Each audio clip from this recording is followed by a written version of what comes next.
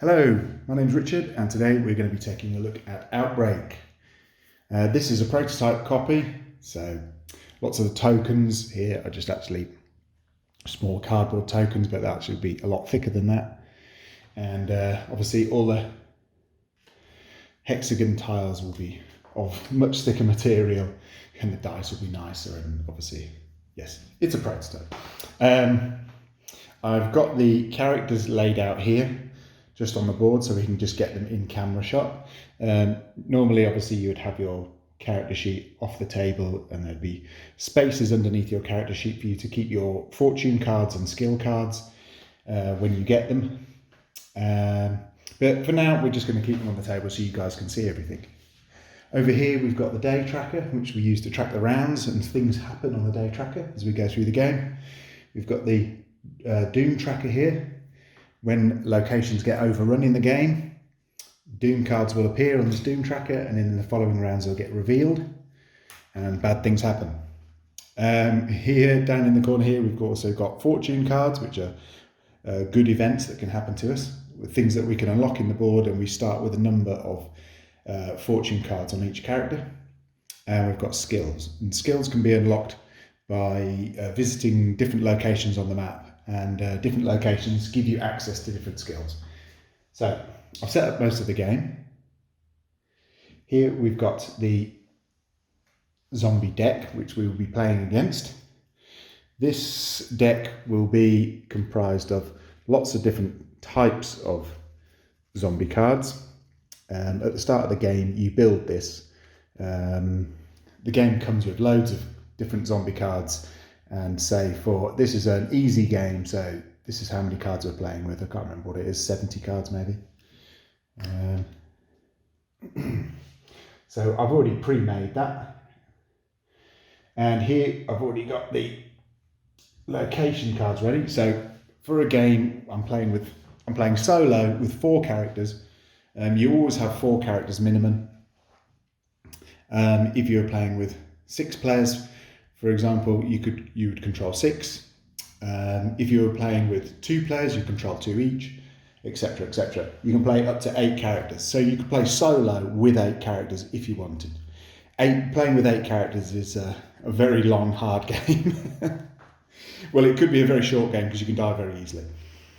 So I've got the location settlement. So what I'm going to do here is, this is a critical part of the game, is going to build my starting camp. So I place the main base. This is the main base card. Place this on the map anywhere within the blue area on the map. Obviously, I've got all these things extra on the map, so I'm not going to start building it here. So I'm just going to put it over here out the way so you guys can see it on camera and we can get a good view of it. So I'd randomly draw, for a 4-player game, 8 of these settlements to add around my main base. 1, 2, 3, 4, 5, 6, 7, 8. And put the rest of these settlements back over here. Yoinks. And then I can just reveal all these settlements. So here, what have I got? I've got the Fallout Shelter, I've got the Slums, I have got the Wharf, I've got Castle Ruin, I have got the Garage, Workshop, Military Barracks, and Armory. So let's have a little chat about some of these locations. So on a settlement card, you'll see the name, the little icon for it. This little icon in the middle is what skills, let me get that to focus, is what type of skills you can learn at this location. So that little chain icon is a strength-based skill. So at the Armory, if I've got enough experience on the board, I can spend it at this location. I can draw a strength skill. Here I can build traps and I can gain ammunition resource. We have, with the game, a very extensive icon reference sheet which has all of the icons for each settlement in the game. Now, at first it can look daunting, but believe me, once you get used to what the icons actually are, it's very, very simple and you won't really need to reference it. There is obviously some more unique ones, So for example, here in the military barracks, again, I can learn strength-based skills. I can gain ammunition and I get +1 dice when attacking. So as I say, you can see from that icon there, the icons are very self-explanatory. This one here is this little tiny round icon in the corner. And that just means that's a passive effect. So you don't have to activate it. So for example, if I want this ammunition, I've got to get to this location and use an action to gain that ammunition. But this effect is a passive effect. So it just happens all the time if I'm at that location. The garage here, we can see we can learn dexterity-based skills. We gain 2 gasoline if we gain resources from that location. And here you permanently have -1 resource die in defense. So it's not a good place to defend. And there's lots of different icons. So here we can either gain either of those resources. And here this means that if somebody's at this location, they can move any other survivor on the board to any other location. So there's lots of different skills and abilities. So the first thing we need to do is choose how we're going to build our survivor city. So I can just start, and what we have to do first is surround our main base. So I can just do it randomly like this at the moment to give me something to look at. And then I've got 2 more locations to place. So the things I might want to consider, where I've got resources, maybe I want access to as many resources as possible around my main base, really.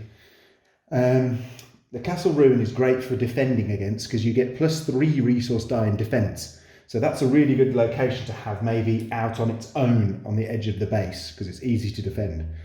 And let's say, and the military base here is easier to attack from because you gain 1 extra resource die in attack.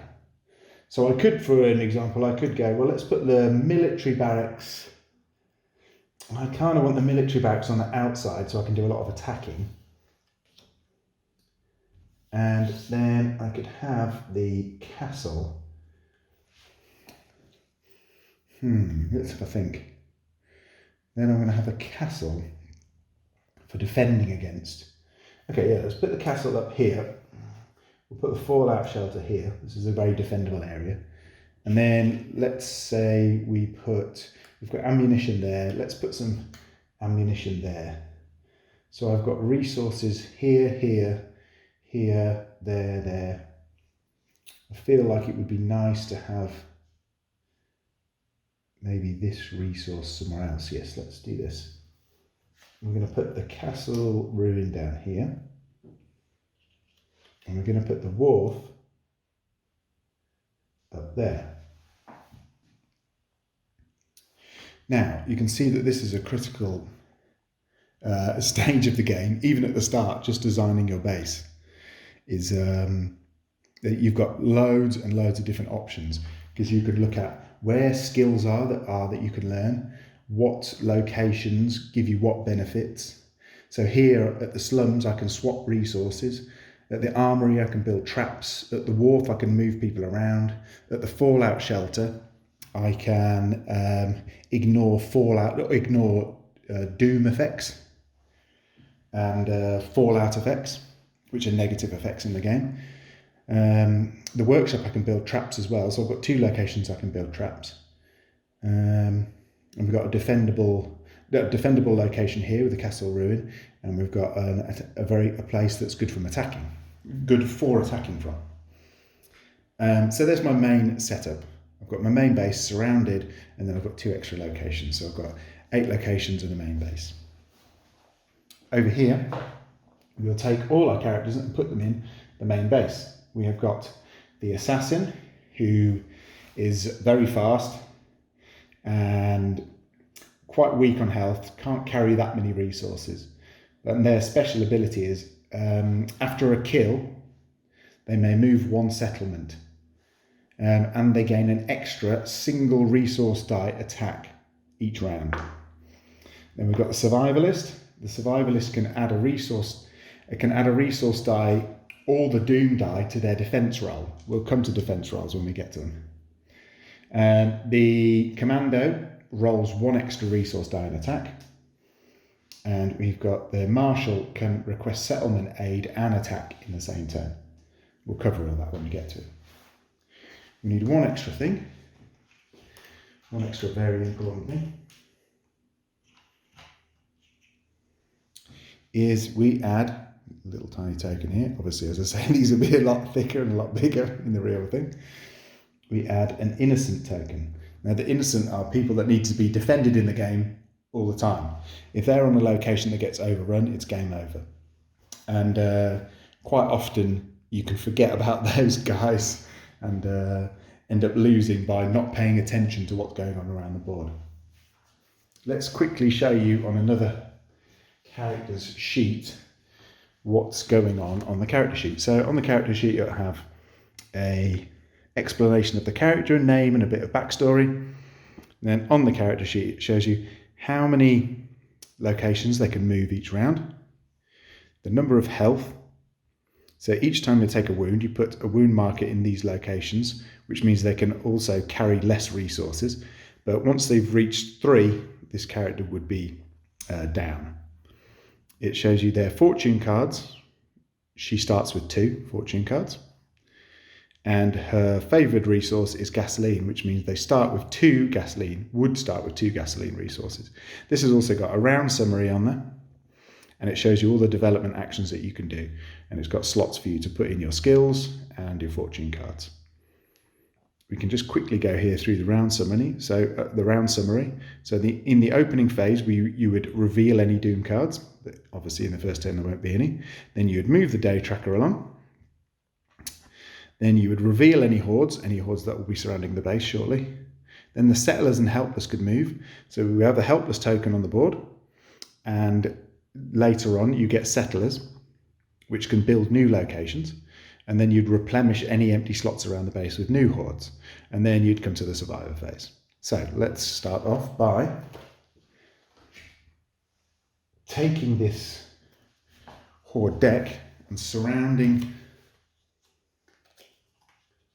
the survivor's base completely.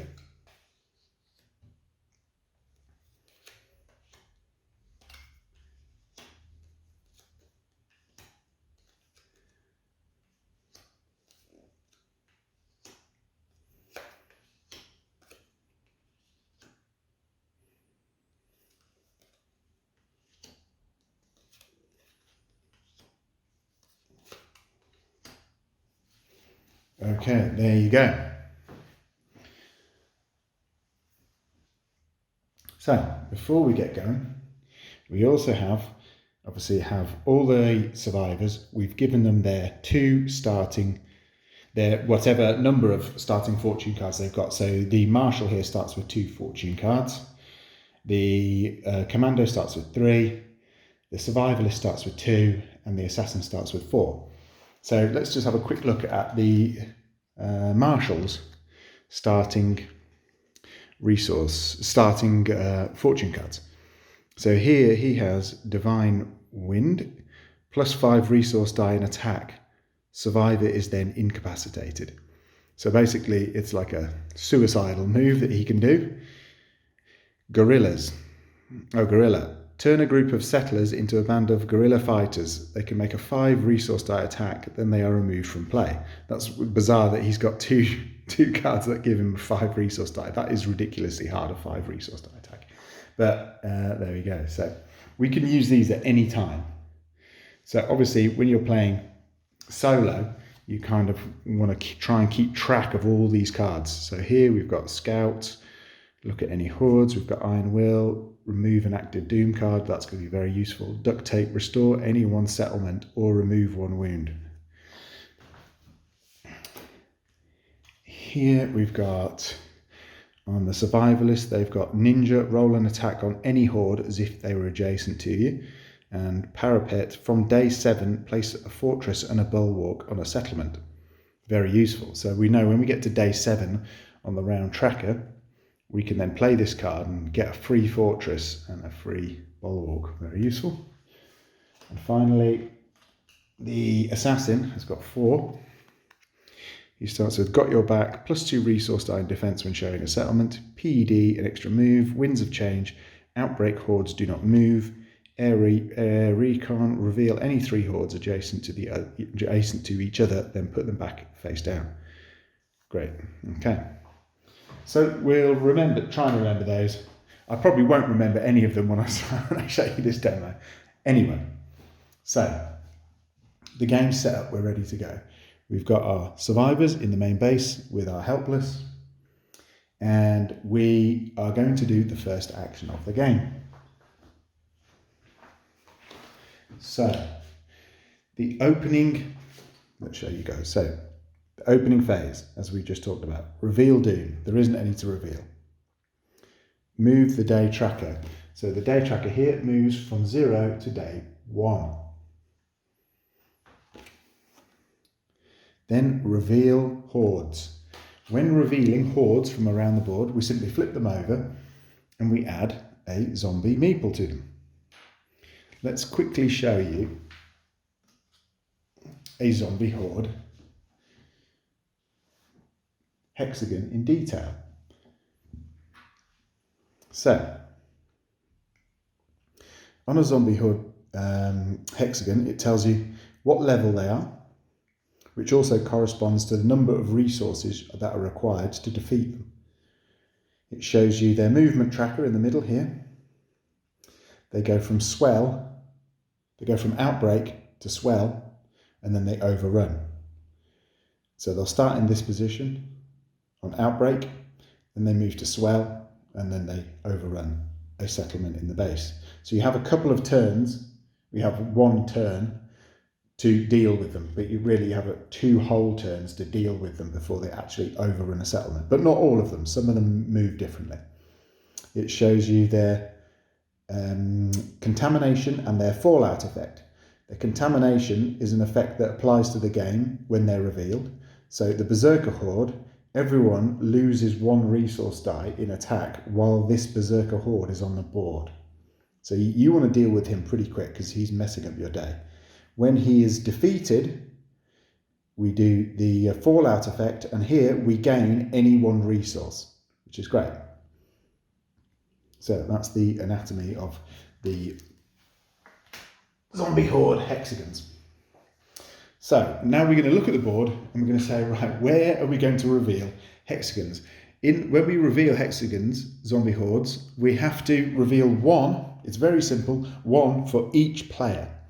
So we've got 4 players, so we reveal 4 hexagons, 4 zombie hordes from around the board.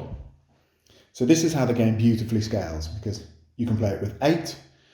If you've got 8 players, you reveal 8 hordes. So obviously you can do the maths, it's very simple.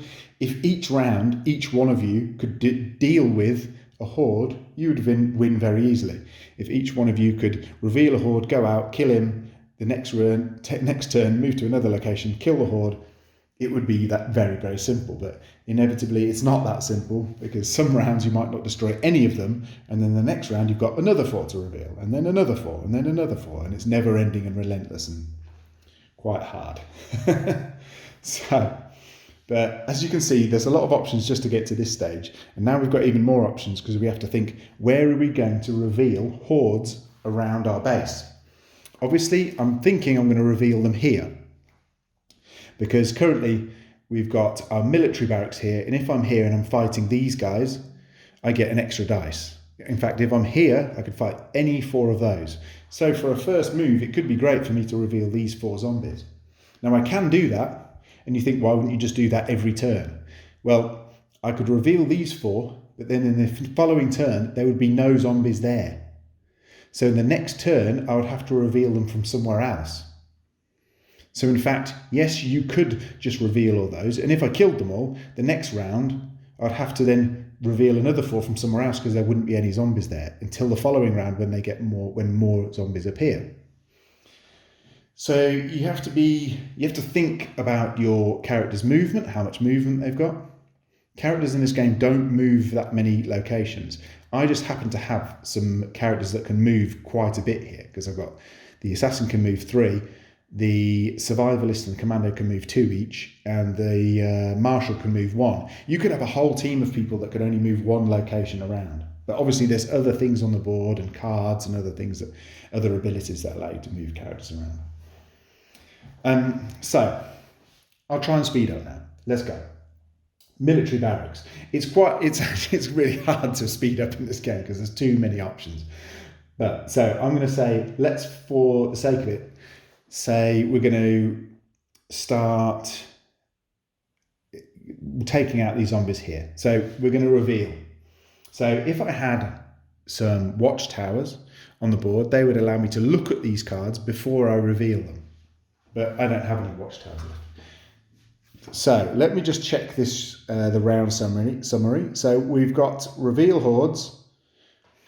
So let's reveal some. So I'm going to reveal this one first. Flip him over. Okay, a parasitic horde.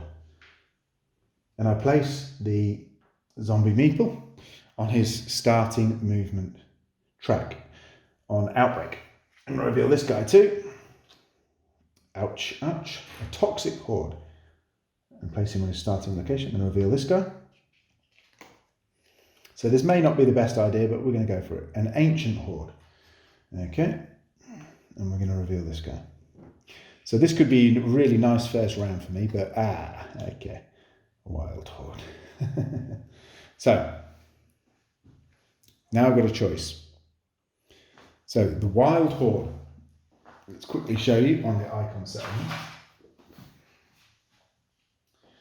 So, we've got the wild horde here, and he's got this funny little icon. So if we come to look at our quick reference sheet, we can see here, horde overruns settlement in the reveal horde phase. So when I've revealed him, because he's very fast, the wild horde, he's going to automatically overrun one of these two locations. What the zombie hordes want to do is overrun the main base. And so they will move the shortest route to the main base. So in this example, I don't actually have a choice. I can't choose to move him there because this is the shortest route. If, for example, I'd revealed this horde here, I could choose to remove him here or move him to here or here. So in this example, I don't have any choice. So straight away, first turn, this horde overruns the workshop. And he gets reset. And he is overrun that location. So that means I have to add a Doom card to the drawn Doom tracker. So this isn't a negative event that will happen straight away. Then to following round, something negative will happen.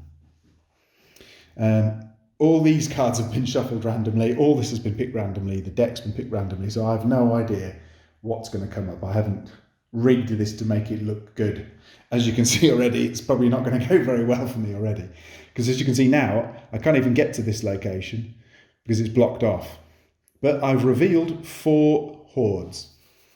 We've got, along with this wild horde, which has just caused me to put this Doom card out, I've got an ancient horde. When I kill him, I have to add another Doom to the Doom tracker, so that's bad. They're both level 2, so I need 2 resources to defeat each of those. I have got a parasitic horde up there, which when I destroy it, I lose a resource. So when killing that, I don't really want to kill it with somebody, I don't want to destroy it with somebody who's got lots of resources because they'll just lose them all. They'll just lose one of them, but they're so precious that I don't really want to lose any resources. And I've got this toxic horde here, and the toxic horde means that if anybody ends their turn adjacent to him, they're going to take a wound.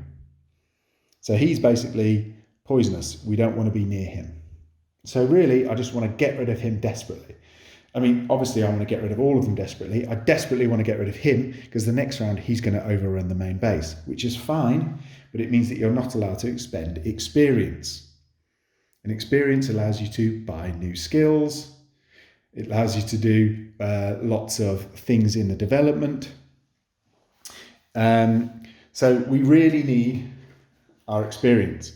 So to quickly go through some of the things you can do in your develop actions. You can restore settlements, build bulwarks, garrisons, watchtowers, schematics, learn skills, revive survivors, build turrets, fortresses, and learn a second survivor skill. So each survivor during the game can learn up to 2 new skills. They're really, really useful. So we need experience. We gain experience by defeating hordes. Hordes give us experience from what level they are. So a level 1 horde would give us 1 experience.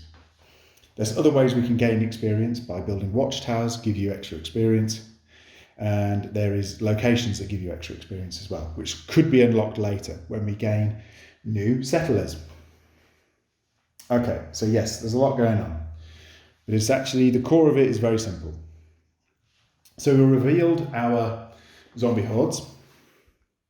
Now we are going to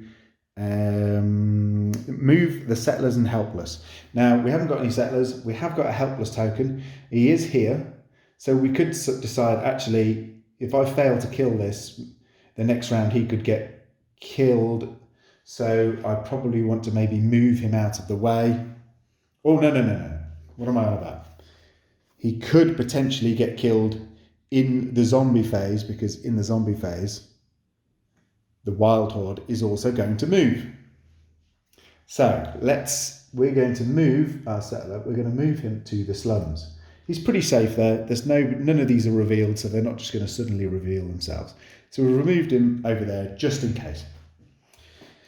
Now it's the survivor phase. Now it's my survivor phase. So I'm going to, I can perform each of these actions once with each survivor. I can move, develop, trade, attack, or request settlement support or search, a settlement aid. So you can do, so I could move, I could use a develop action, I could trade, which is give resources to another player, I could attack, or I can request settlement support, which is going to a settlement and gaining resources, or I could search, and when you search, you simply draw a fortune card and add it to your character.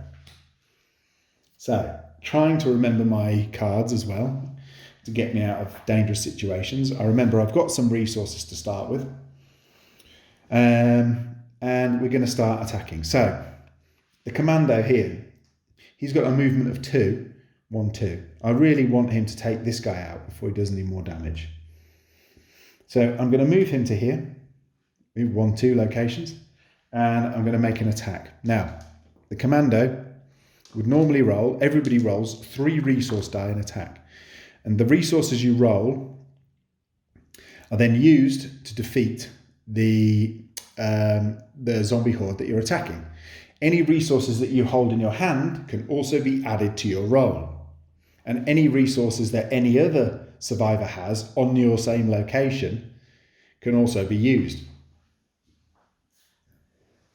So, as you can see, teamwork in this game is very important, because you can just have people hoovering up resources and then getting to locations for then other people to make attacks, which they can then use the resources that they're holding. In this example, the commando has already got 2 ammo, so I know even if I fluffed the roll and didn't roll any ammunition or a skull on the dice is wild and can represent any one resource. So there's 1 resource icon on each side of the dice, and then 1 skull, which is wild. This is the Doom die. Basically, it's covered in skulls, 1 blank side and 1 Doom side. So basically, if the drawn Doom tracker is full, or the active Doom tracker is full, you can choose to roll this dice, which obviously gives you much better odds of getting a better roll, but there's also a chance you can add more Doom to the Doom tracker. And every time you add Doom, you lose experience. So this is kind of helps you out, but also can make your day even worse. So the commando moves to the military barracks. They decide, I'm going to attack this wild horde. Now, the commando is in a very good position. So I've already made a mistake. I've already taken this back. If the commando is here, when he makes his attack, you can make the roll and then assign any results to any horde adjacent to you, connected to that location. So from this location, I could make a roll and potentially take all of these out in 1 roll. if I had enough dice to roll or enough resources on my character. So in this situation, what I want to do is probably get some more people here with him who've got resources I need to take these other guys out. So here we need a barricade resource to take out this toxic horde. We need a barricade here and an ammunition. We don't need any explosives that the assassin's got, and we do need the marshal's supplies resource. So I could move both of these guys here, and then at the end of the turn allow him to make an attack, and then he would have access to the marshal's resources, the survivor's resources, his resources, and his dice roll, and maybe we can take out them all in one go. Rather than moving him here, making a roll, maybe killing one, I might be able to just have these two guys as backup. What does that mean? Well, that means that these guys, if they're not going to attack, are then free to get more resources. So that's a really good idea. So the survivalist, so we're going to move the survivalist first. So the survivalist is going to move to the fallout shelter. They're not going to make an attack this turn, so they request settlement aid, and they gain a supply resources, a supply resource token. They can only carry 3 resources, the survivalist, so that's fine. So their second move, your movement can be split. They're going to move to the military barracks, and that's their turnover. That's all they've done. Are they going to use their card, Ninja, roll an attack? No, we're going to say that. So now she's just picked up a resource that's useful for defeating him. So even if he fluffs his roll, we can always defeat him anyway. Sorry, I'm doing this the wrong way around. The survivalist moves first. The survivalist moves to here. On their way, they pick up this resource. They move to this location. That's the end of the survivalist's turn. Now we're going to move the marshal. Now the marshal's special ability is that they can request settlement aid and attack. But the commando's got a better attack. But while he's got a free attack, he might as well just use it. But he can also request settlement aid as well.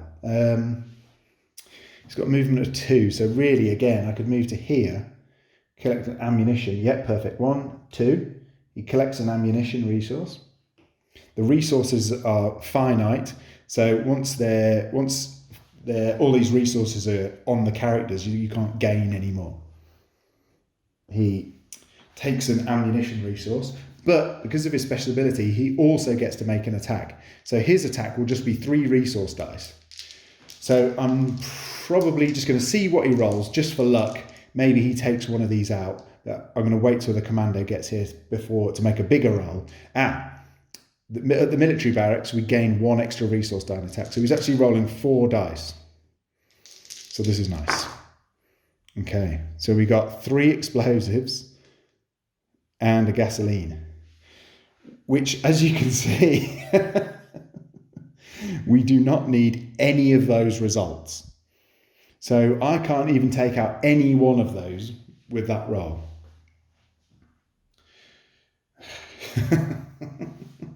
So it shows you how deadly this game can be. So that was his roll. He failed. Nothing happens. Okay, now the commando is coming to save the day. He moves 1, 2. His special ability is he gains an extra resource die and attack. So now he's going to be rolling 5 dice, which is really, really powerful. Come on, we need a good roll. Oh, lovely. Anytime you see skulls, it's good. Okay, so we've got a really nice roll. We've got a barricade, we've got ammunition, we've got supplies. So for a visual, we're going to say we could use this supplies resource to take out this parasitic horde. We could use this barricade to take out that toxic horde. We could use this ammunition and this skull to take out this ancient horde. Then we can use this skull and one of the... I'm going to use this marshal's ammunition. Ooh, yes, because he's there to take out this wild horde. So with that roll, we've just taken out all those 4. Awesome. But that's because we did a good plan. That's what this game's about. Good planning. So this goes back in the supply. So the toxic cord is dead. That gains us 1 experience. The parasitic cord is dead. Oh no, I forgot. I forgot. The parasitic cord dead gives us 1 experience. When we kill the parasitic cord, we lose a resource. So I should have just removed one of the ammo. I could have probably done that better and not lost as much ammo. Maybe. I could have moved my commando there, traded his resource to another player, and then made the attack, and I wouldn't have lost that resource. So again, more and more to think about. So we take out this ancient horde, which gives us 2 experience. So we're on 4. But because the ancient hordes can fallout effect, we have to add a Doom card to the Doom tracker. And we take out this wild horde, thank God. Scary. Wild hordes are scary. And that gives us another 2 experience. So we're on 6 experience. What can we buy for 6 experience? Let's quickly look at our develop. So 6 experience, we can learn our first survivor skill. So do you know what? Because the commander did such a good job, and because we're demoing the game, we're going to learn a survivor skill. Now we can spend the experience at any time we want. So it costs you 6 experience. All the experience is shared among your whole team. So you're not going to want one character to just get all the skills. You kind of want to balance it out. So here we can learn at the military barracks strength-based skills. So we simply take the survivor skill deck, go through it until we find 3 strength. There we go, 3 in a row. 3 strength symbols in the corner. You draw 3. And you flip them over and you choose 1 to keep. We've got the farmer. In a day where you don't attack, collect 1 supply and 1 resource. Place 1 supply resource and place a bulwark for free. A bulwark basically is a defensive item that you can place on a location, and when a horde would overrun the location, instead you just remove the bulwark and the horde stays where it is. So it's a delaying mechanism, so it's really useful. Contractor. 1 extra develop action each day. Garrison, watchtower, turret and fortress cost 1 less experience to build. That's pretty good. So normally you could only do 1 develop action each day. The contractor allows you to do an extra one, so you could build more things, and things cost a lot cheaper to build. Pretty good. Pyromaniac. When attacking, collect 1 gasoline resource. That's nice. So basically when we make an attack, we gain a gasoline resource straight away. Perfect. Pyromaniac is absolutely perfect for me in this game. I do like building lots of things because they're so useful and you gain loads of experience. But in this, with my characters that I've currently got, I've got no character whose favoured resource is gasoline. Now, this little icon here in the main base means that when any character is on the main base, they can collect their favoured resource.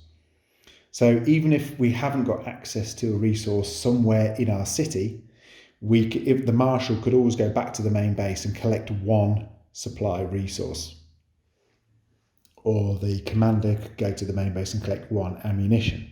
But I've got no access from any of the characters to gasoline. Now we have luckily got the garage here that gives me 2 gasoline, and we've got the wharf here which gives me explosive or gasoline. But it will be useful to have 1 character that has probably got an expendable amount of gasoline. Now another thing I need to think about is I am buying this for the commando, but he can only carry 3 resources.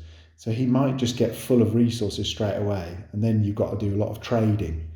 So, in fact, this might be a better skill. This might be a better skill for the marshal to have. Farmer. It's just choices. See, with a farmer, if I don't attack, I collect a supply and place a bulwark. That's really useful, because the survivalist could have this, for example, just go around the map, building up defences. And these are just 3 of the skills. There's loads of skills in the game for each different type of either strength, dexterity, or intelligence skills. For now, I'm going to, just for this game, try and speed up. I'm going to go with Pyromaniac, and I'm going to give it to my marshal. So I'll just pop that there to remind me.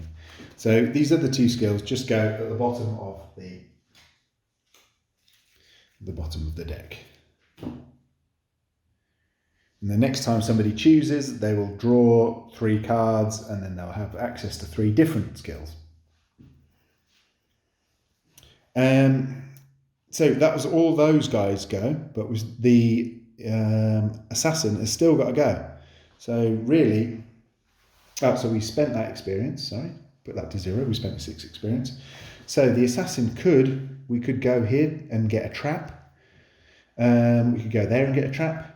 I've got to think, next round, I've got to reveal hordes from somewhere else, and these guys have got to move. So we either all move in one direction, or we move this direction. So I'm thinking I'm going to move this direction because I've got this castle to defend against, but then it's going to be hard to defend this location if we get attacked. I'm going to move this way first, because I've got, this gives me extra movement, this allows me to build traps, this allows me to defend better against negative effects in the game, which are going to come up very shortly, because I'm going to have some Doom card effects. So if we look on our little quick reference here, and we see here, survivors may choose to ignore overrun, fire, contamination runes, and horde fallout effects. So that's going to be really useful for avoiding negative effects from zombies around the board. And when the Doom cards events, when these get flipped, they might, for example, set somewhere on fire or make somewhere contaminated. So suddenly the fallout shelter could be really useful, because if places are on fire, we're going to die. So the fallout shelter might be a good way to go. So we're going to go this way. So the assassin gets to move 3, so he's just going to move up to here. And he's going to request settlement aid, which means he gains a trap token. Typically, I grabbed the wrong one.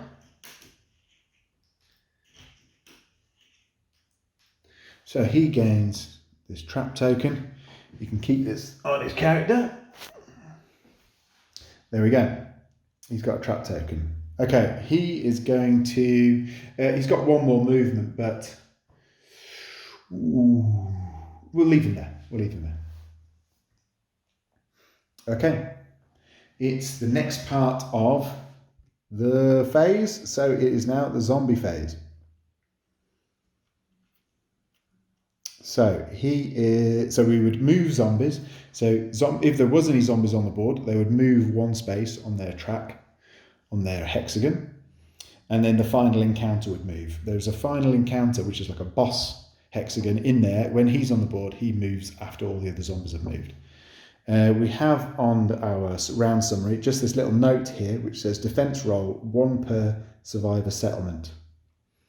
So If, for example, in the zombie phase, there was a zombie here that was about to overrun this location, we get to make a defense roll, which one person on that location gets to make a roll to see if they defeat it while it's coming in, but only one person. Then everybody on that location, if they failed, would be pushed back to a location of their choice.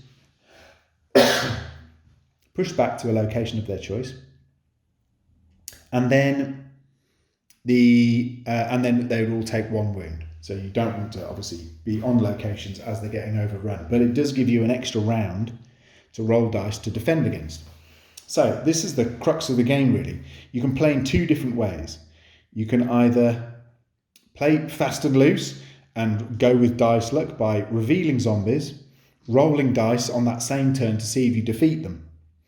Or if you hate rolling dice and you hate your dice luck, you instead could move to locations, gather resources, and then just defend. So in the zombie phase, when they attack you, you've got more resources, so you increase the chances of defeating it without even having to roll any dice.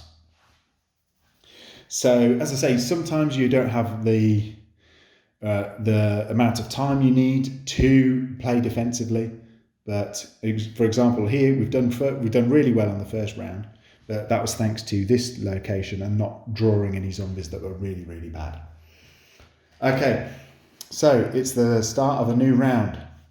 So the first thing we do on the round summary is reveal doom. It's not the first day. Reckless. And they slide down. And ammo. Okay, so let's take a look at these in some more detail. So reckless. As I say, these have not been preset, so I know what they are, what they're going to do. There's lots of negative cards. Reckless. Resource tokens cannot be used in attack or defense. That is horrendous, as you can imagine. So all these resources I've got on my character now, I cannot use this round. Horrendous. But at least I know that after this, it's out of the deck. That's the only good. And ammo. All hordes resistance increases by 1 ammo resource. So those two in combination this round are horrendous. Luckily, I've killed them all. So now I know that I'm going to reveal hordes, and I'm going to have at least one turn, unless there's any more wild hordes, one turn to try and to gather my resources and get ready to defend. But even in defense, I can't use the tokens. But as I say, these will be gone next round. So that's the only silver lining at the moment. So we've revealed Doom. Now we're going to move the day tracker. Day 2. Now we're going to reveal hordes. So again, I have to reveal 4 hordes because there's 4 survivors. So I said we're going to go this way. We're going to reveal these. 1. Oh no, that's not nice. 1, 2, 3. And then we're going to reveal this guy. 4. This is the dead part. I'm going to flip those over so it's not too confusing for everybody. Oh, and I'll just move the day tracker out of the way. Okay, so we've just revealed an irradiated horde. Works the same as the works similar to the toxic horde, but so you can see on the little sheet here, but here. Power cut token. Survivors on or adjacent to a power cut token or a horde with this icon cannot request settlement aid. So this irradiated horde is stopping me request aid from either of these two. So I can't move characters around with the wharf. I can't gain explosives or gasoline, and I can't gain supplies. So that's nasty. It means that I can't go to those locations and get resources, which could be perfectly useful for this situation, but which for this round, what I need to do. So that's a right bugger. We've got a vomit horde, a level 2 vomit horde. Level 2 vomit hordes. Show you the little icon in here. Survivors, let's point to it, not the camera. survivors cannot use resource tokens against this horde. Well, that's fine for this round because I can't use resource tokens anyway. So for this round, his effect doesn't really bother me. And we've got a flaming horde, which if I end my turn, and we've got a level 4 flaming horde. This could be the end of me. Level 4 flaming horde. So again, if I end my turn adjacent to this guy, if I end my turn, sorry, in the zombie phase, if this guy is adjacent to me, we'll all take damage. But if I kill it, I gain a fortune card. Yay. Now it's a level 4, and I can't this round use any resource tokens. So you can see, so with 3 dice as standard, I would never be able to defeat him. So this is where you have to use teamwork. You have to have more guys there to help you. You have to have resources in your backpack. This game is fully co-op. There's no messing around. You can't just be a lone person, just run off and do everything. And here we've got a level 3 zombie horde. Just a normal old zombie horde. Brilliant. But it's a level 3, so it's still quite spicy.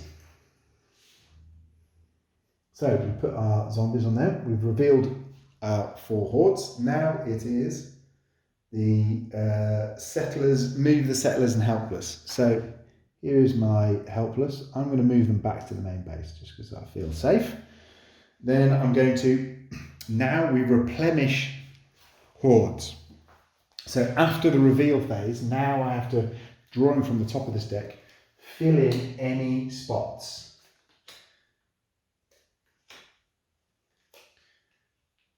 Okay, there we go.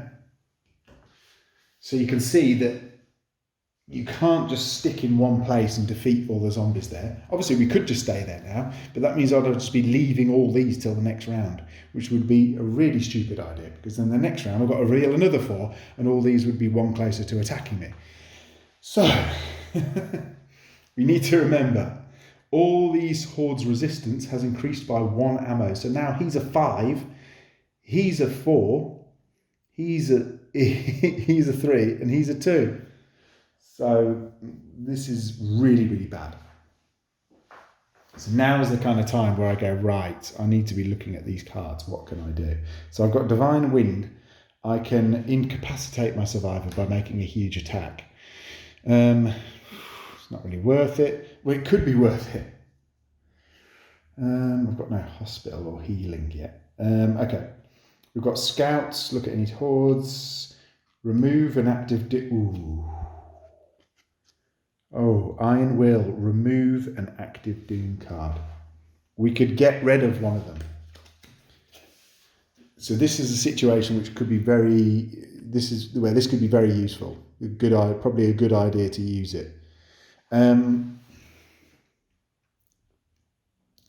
Reckless, I could either... They're both so bad. Ammo increases their resistance. And I've only got 1 ammo resource. But the other card stops me using resources altogether.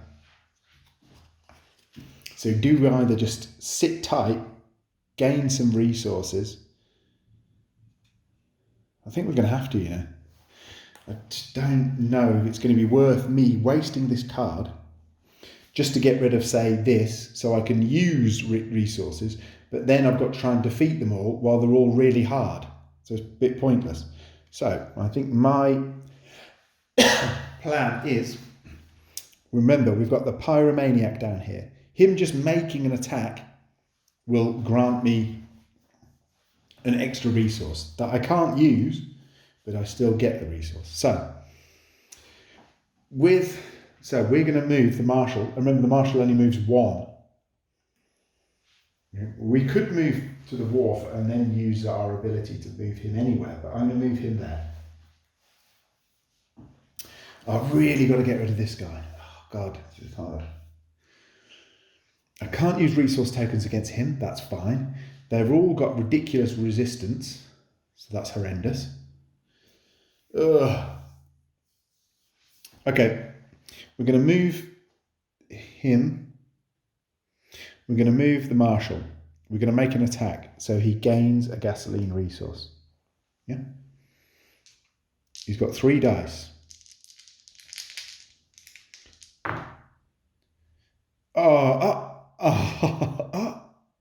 Yes, we've done it. So we rolled gasoline, ammo, and a skull. So I can't use any resources because of reckless. The ammo increased his resistance. So his resistance is a supplies and an ammunition. So that counts as the ammunition, and I'll make that skull counts as the supplies. We beat him. Yes. And because he's gone, his effect is now no longer in place, which means that I can gain resources from that location, which is perfect. So I defeat him. Gain 1 experience. How pathetic. And he's still got another action left because his special is he gets to request settlement aid and make an attack. So he will pick up a supplies resource. Awesome. So that was great for him. So now we've got our survivalist. I really need to get them up there, but I'm never going to take him out. And if I end my turn here, we're going to take damage. So we don't want to be there, basically. But I do want to try and take that out. This is a nightmare. And I can't use tokens against him, but it doesn't matter this round, so I might as well try and get rid of him this round. With a really good roll. An impossible roll. Almost impossible roll. Let's see what abilities of the cards we've got. So I think you get some sense of how many options there are. I mean, we haven't even got any buildings on the board yet. We're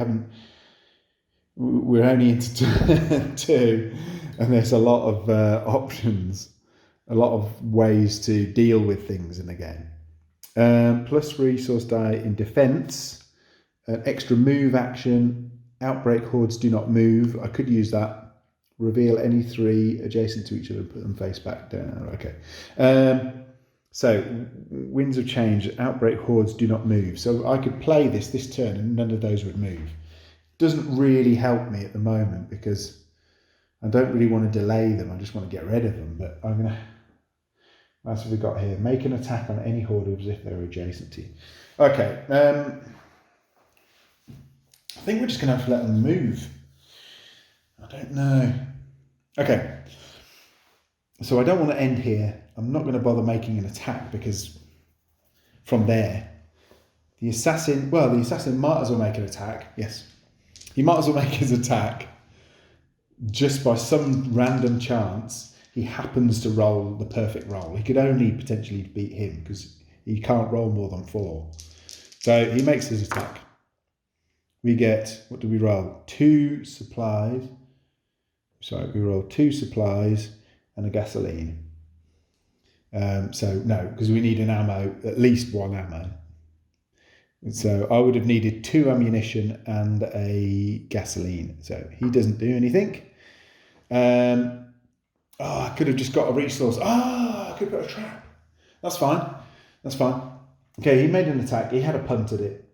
He's then going to move to here for safety. Oh no, he's going to stay there. He's going to trap this location. Then he's going to move here. That's his go. He is going to play Winds of Change. He's going to play Winds of Change. I'm just going to keep this here. Just to remind myself that it's there, and so you guys can see it. So none of those guys are going to move. Do I want them to move? No. Okay. The marshal's been, the assassin's been. These 2 guys have got to go. They can't move far enough.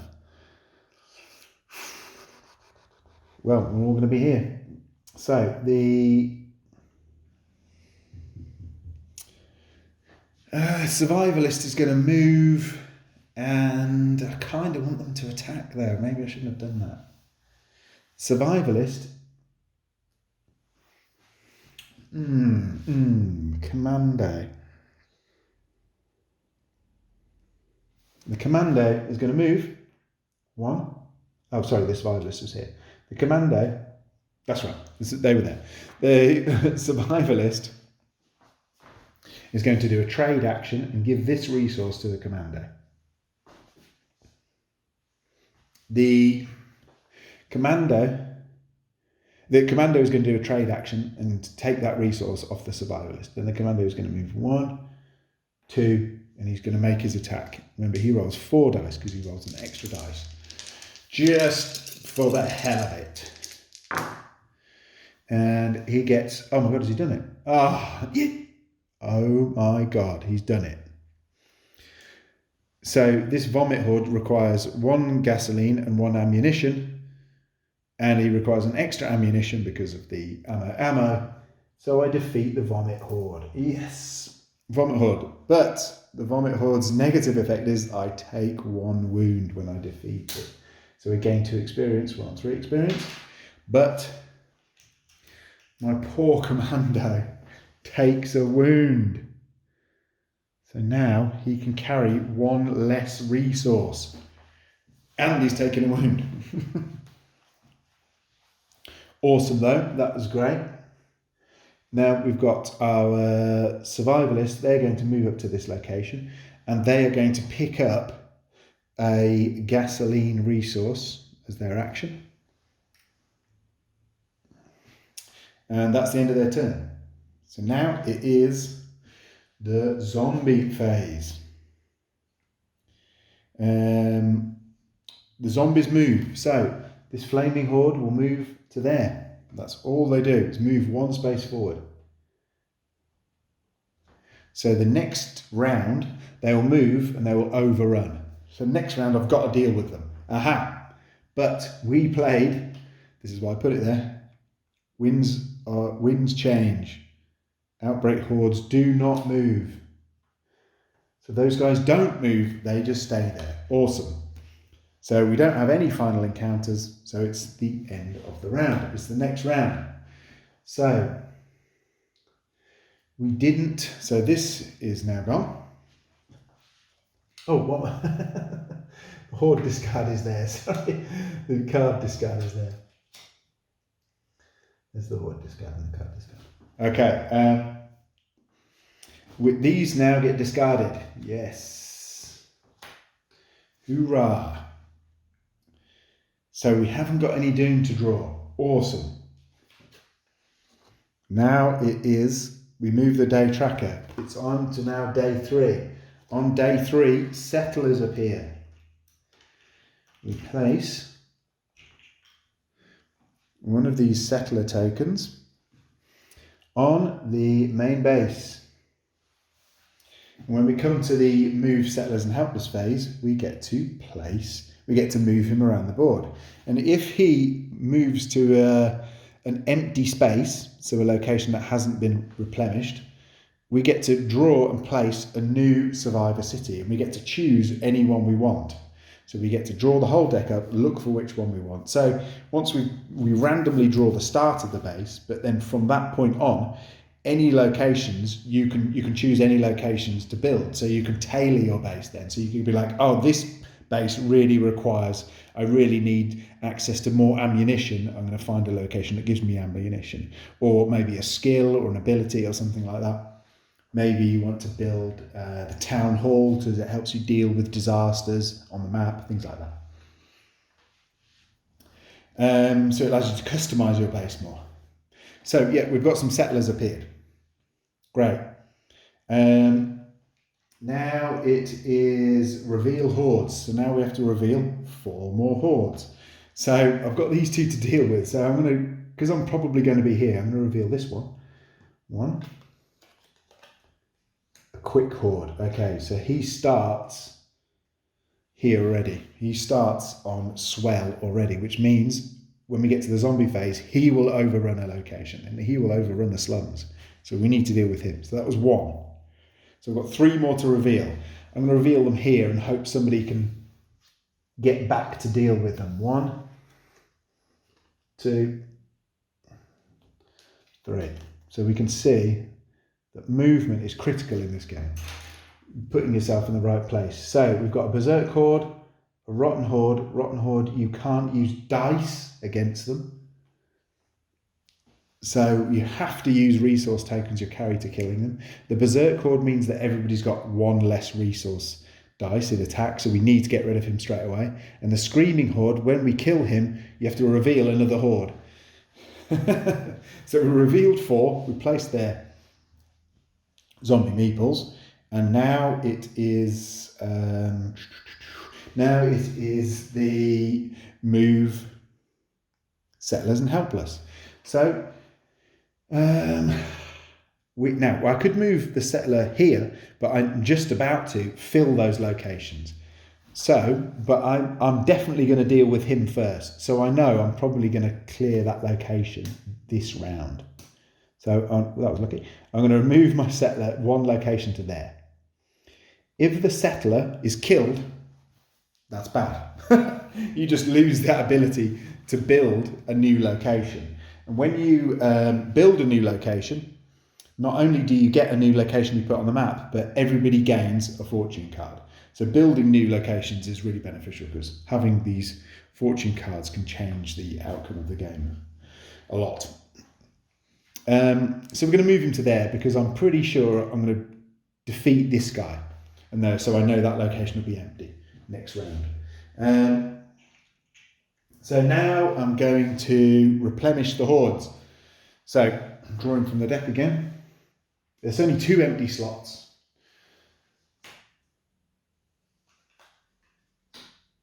To fill. Okay. Those 2 empty slots to fill. Just tweak the camera a bit there. And now we're ready for the survivor phase again. So, what are my survivors going to do? What have we got to deal with? I really want to build a watchtower. Watchtower is 4 experience, and I've got 3 experience. I could build a garrison. A watchtower. I want to build watchtowers because watchtowers give you extra experience each round. And just having this experience ticking over in the game is really, really useful. Obviously, each round you're aiming to kill zombies every round.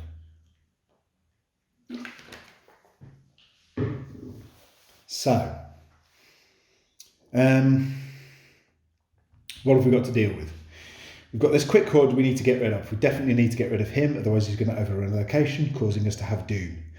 I want to deal with these guys, they're very hard. I definitely want to get rid of this guy. I'm not too worried about these 2 guys. I am worried about him, actually.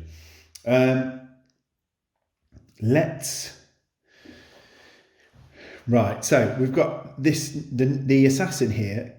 His special is he may move extra if he kills somebody, but he also gets a single resource die attack. So you could just move him here, make an attack, and then I get another 1 dice attack here. So I could put him here just for fun to see what he does. Let's just do that. Right, I'll try not to think too much.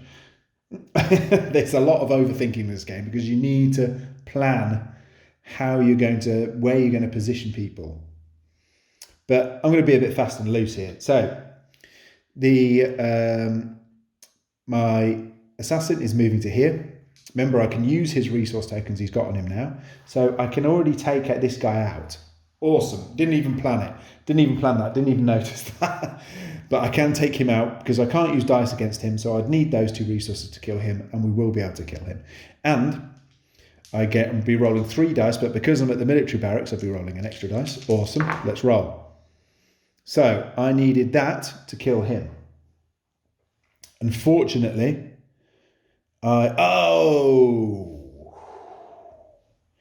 -1 dice because of him. Because he's there, everybody on the board has got -1 dice. So yes, I would be rolling 4, but I'm actually only rolling 3. So let's re-roll that because we were cheating. Come on. Oh, okay. Still good. Didn't take him out, which is unfortunate, but I can use this dice to take him out. I can use this dice and one of my explosives.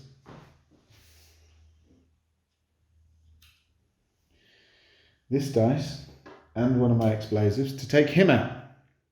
Oh, no.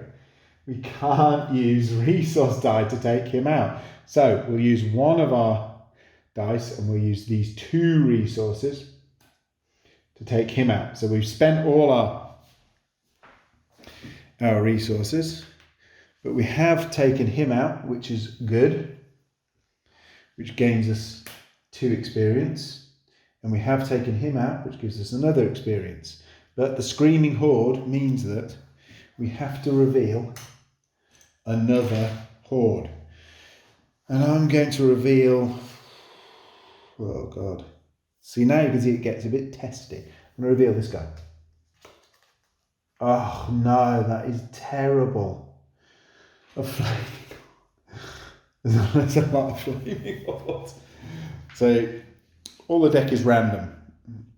You can get a lot of a certain type of card. So I just happen to have drawn lots of flaming hordes, which is horrific because they're really annoying because you can't stay next to them. But that's how the game goes. It's just random. And you got to try and deal with the fallout. So he was great. He just killed 2 guys. Didn't take this guy out, which is what I really want to do, because I've still got -1 resource die. So everybody else will just be rolling 2, which is rubbish. So we still need to take him out. Aha! He has got his 1 resource die extra attack.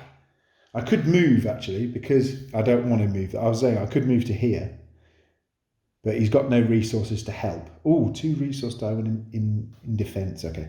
I was just reading his his fortune card there. He has got a 1 resource die attack. Now this would mean he didn't have it, but because I'm on the military ranks, I have. So he would be rolling 2 dice because of his extra 1 resource die attack, but he loses me 1 dice. So I've got 1 dice. Maybe we roll a skull. 2 in 6 chance of doing it. Fail. Okay, if I was here and I'd rolled that, I would have killed him.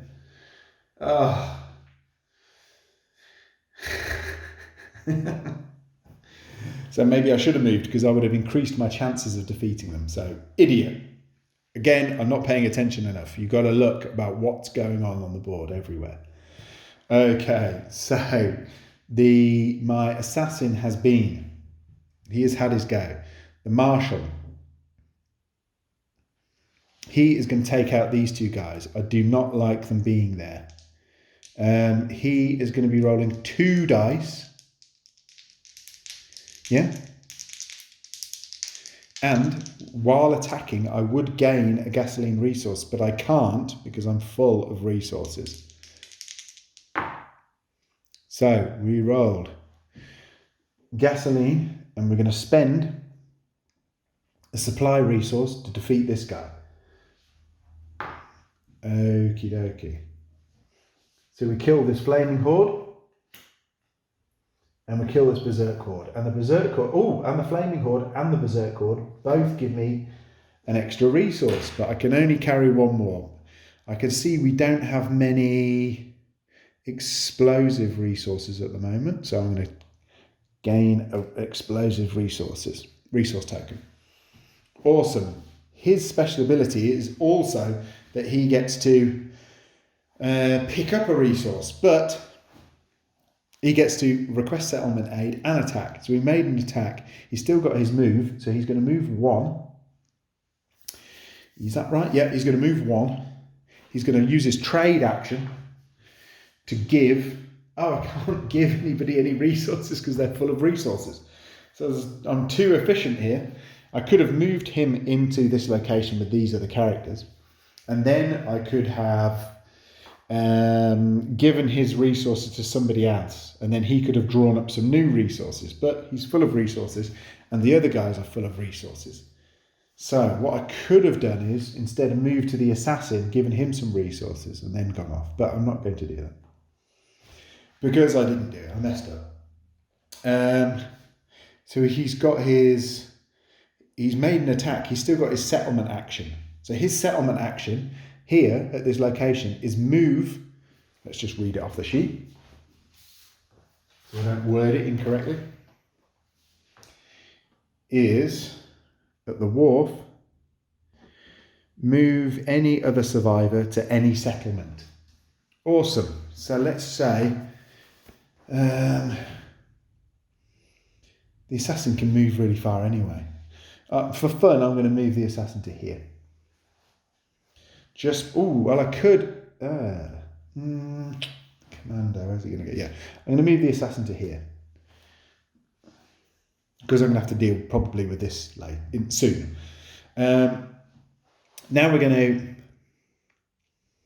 take. So that's the marshal's go. He moved. He did some stuff. He moved this guy. He's got resources. He can't give them to anybody else because he's got too many resources. He could still do his trade action and swap resources around with somebody if those resources I need over here. And what do I need to defeat this guy? 2 ammo. So my best chance would have been him to defeat it because he can at least carry the most resources. But the survivalist could carry...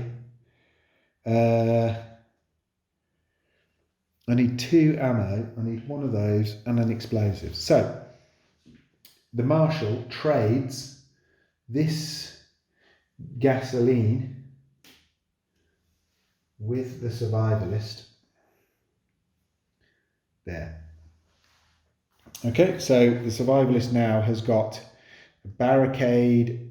I really need an ammo. No, I've got one there. Okay. Now, we've got to deal with this quick horde.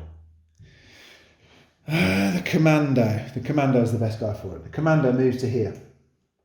The commando makes an attack. He's rolling 3 dice plus 1 because of his skill. I need 2 barricades. I need 1 barricade.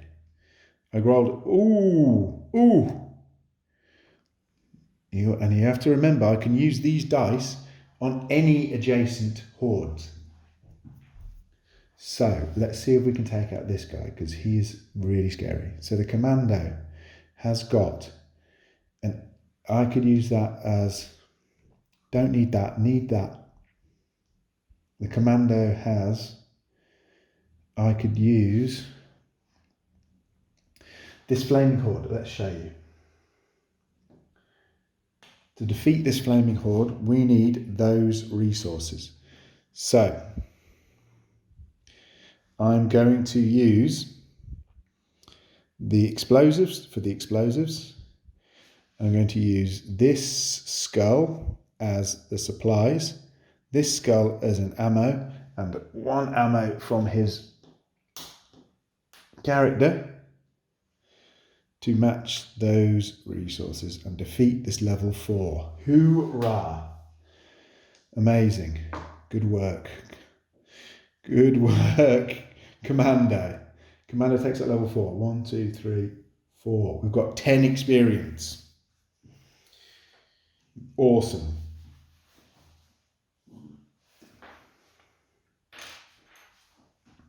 The commando defeated that guy, and the fallout effect from this horde is we gain a fortune card. The commando gains trading skills, request 1 extra request settlement aid action. Awesome, so that's useful for the commando. We really need to get that wound off the commando. We really need, I might have to build some healing, or there's skills in here which allow you to heal people.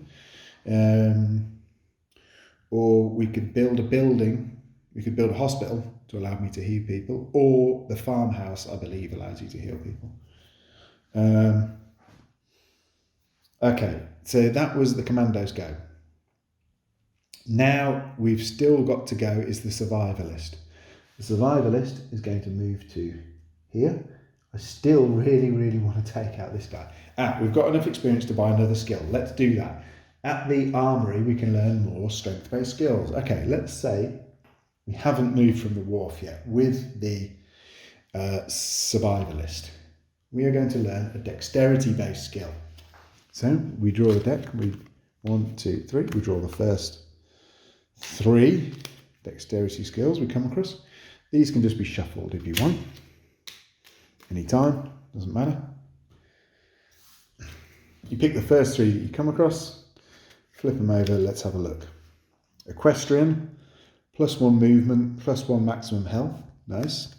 Scout, reveal one adjacent horde, then return it face down.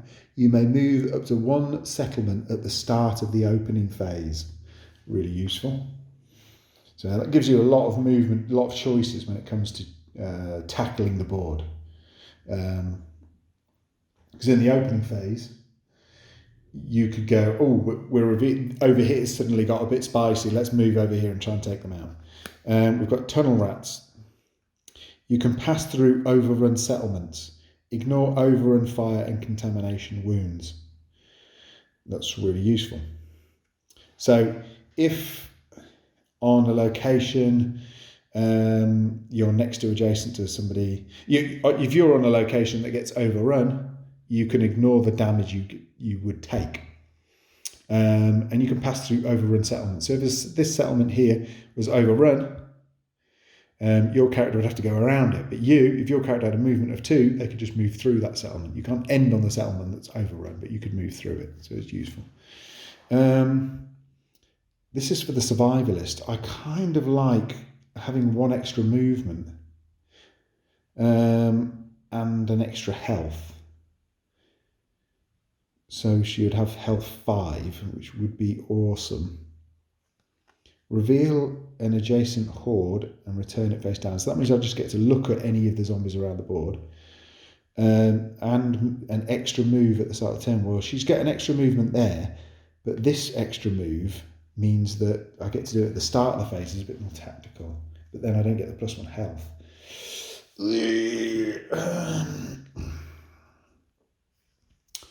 Ooh, too many choices. I'm going to go with the question. I'll just stick it there for now, so we can see. So she got an extra move. Put those in the bottom of the deck. I still haven't built any buildings. Okay, so that was so first skill. Yeah, first skill. That was her first skill. 6 experience. So we go to 4. We are going to, with our other experience, we are going to build a watchtower. With the other 4 experience, we're going to build a watchtower. Oh yes, I love watchtowers. So, watchtower. I'm going to place this watchtower here, at this location, I think. Seeing 3, I'll place it there, seeing those 3. I'll place it here. So, what does the watchtower do? The watchtower, I can show you on this, rather than try looking at the rules. The watchtower here. Watchtower, +1 resource die in defense. Survey, players may look at any adjacent face down hordes in the opening phase. Gain 1 experience each opening phase. Only 1 watchtower per settlement. Removed if overrun. Okay, so we don't want this location to be overrun, but it's highly defensible because it's the castle ruin. We've stuck a big tower on it. It means that I, in the opening phase, get to look at those and then put them back face down. So it just gives me a heads up about what's there. Now we have...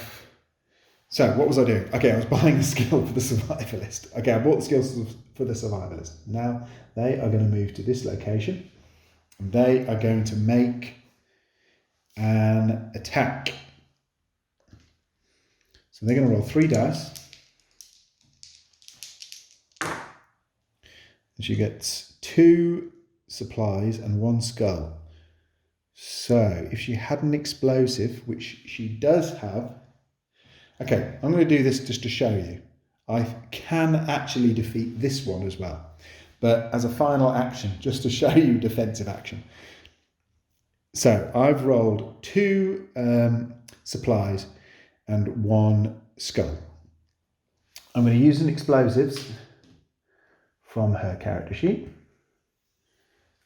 Excuse me. Using explosives. And this skull.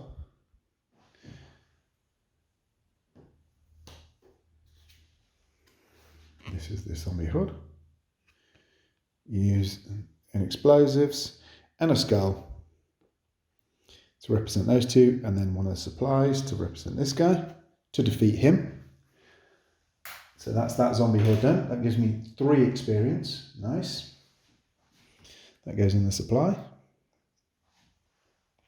And then I could use, she has got a barricade, and the commando who's with me has also got a barricade. So I could actually defeat him as well. But I'm not going to do that. I'm going to pretend that I don't have those resources, just to show you a defensive action. So, now, if that was the end of my turn, which it is the end of my turn, but I'm not going to do that extra action I could do, we are going to move on to the zombie phase. So now, in the zombie phase, this zombie would now overrun a settlement. It's not even going to overrun my settlement. This zombie here is now going to overrun a settlement on the way to the main base. This zombie hood will overrun here on its way to the main base. But just for an example, let's pretend that my guys are here defending, and this zombie is about to overrun this location. We've got a few things going on here. This zombie is going to move to overrun this location. So one of these characters we have to nominate to make a defense roll. Both characters don't basically get to make a roll. So the survivalist, their special ability is they can roll an extra resource die in defense, or they can add the doom die to their defense roll. Excuse me. So the doom die, obviously, there's a lot of skulls on it, so you're more than likely to roll a skull. But there I just proved that actually I might just roll a doom, add doom to my doom, so add doom to the doom tracker. So the doom die is just a bit of a random chance dice. You're much more likely to roll a skull. 5 skulls, 1 doom and 1 blank. 4 skulls, 1 doom and 1 blank. So she's good at defending, the survivalist. So she would roll 4 dice, as I say, or I could add the doom die to that instead. Also at this location, we have a trap that we placed earlier. Now the trap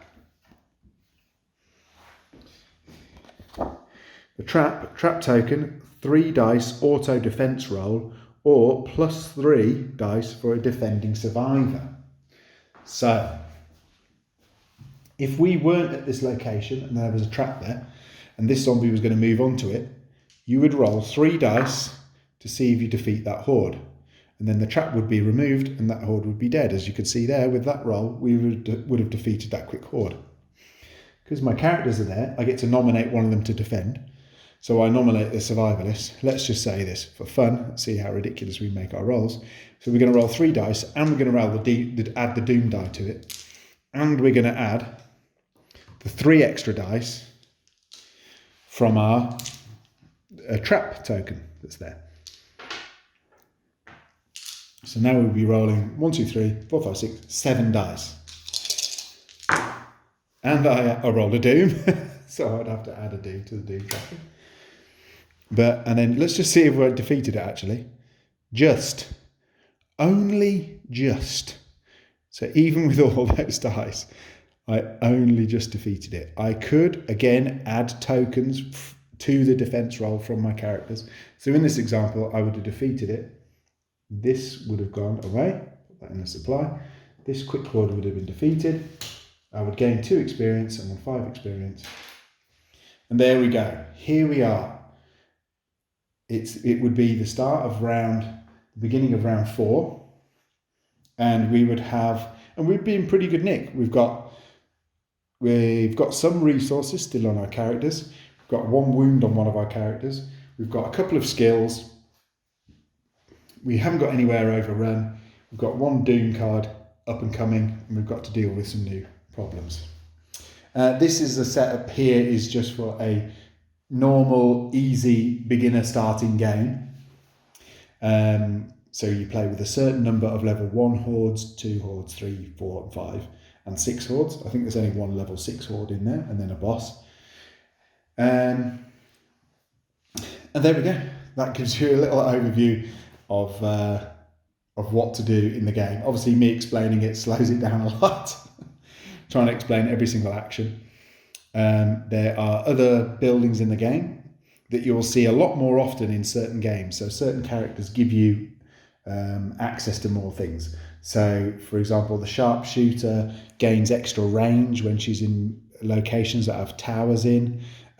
We've got the sentinel, which every turn they get to place a garrison, which gives you +1 resource die in attack or defense. So he can like go around the board securing locations. You've got the soldier, which can make 2 attacks around, so he's good for moving and attacking. You've got the commander, the mercenary, whose special ability is they get to re-roll dice, so they're actually good for everybody because you could re-roll anybody's dice if it was critical, and they get +1 dice. They get an extra re-roll if they're alone, so they like being on their own. And then we've got the diplomat. They can request settlement aid twice, so they're really useful for gathering lots of resources and using lots of actions that the locations can give you. And you've got one of my personal favourites, the pilot, which can move to any settlement. She's got a little helicopter, that she goes around in, and she can carry loads of resources. So she's critical for going to locations, picking up resources, landing in other locations to support other characters doing things around the board. There is loads and loads. These are all different. There's loads of Doom cards, tons of different events and things to deal with. I don't want to show you too many of them because it's a shame. You can discover those on your own. There's all these again. All these are unique. There's loads of things to discover in the deck. So, for example, on the top here we've got this little icon, which is something that can be a weapon that can be constructed. So these Death Spitters, SMGs. It says here, to build, visit the armory. So you'd visit the armory, and as a develop action, you can, for 5 experience, build a schematic. So here, this is a schematic. If you went to the armory, so even though in some games you might find a weapon, you might not be able to build it because you might not have the location unlocked. But here we've got the armory there, so somebody could go to the armory, spend 5 experience, and then have this weapon, which each ammo resource you roll in attack or defense, re-roll 1 resource dice. So when you roll ammunition, you could go, oh, roll an ammunition, I'll re-roll that result, and things like that. So, and there's loads of different weapons, and there's a battle burst, and there's armor, and there's experimental lasers, and there's lots of different cards in there. And then skills, there's 3 different classes of skill, and then you have intelligence-based skills, courier, clairvoyant, scout, trader, engineer, freebooter, blade master, officer, scavenger, biker, mechanic. There's loads of different skills in there. And all these things combine for a game that's very different every time you play it. It's really, I call it a solo-centric game. It's mainly based for solo play.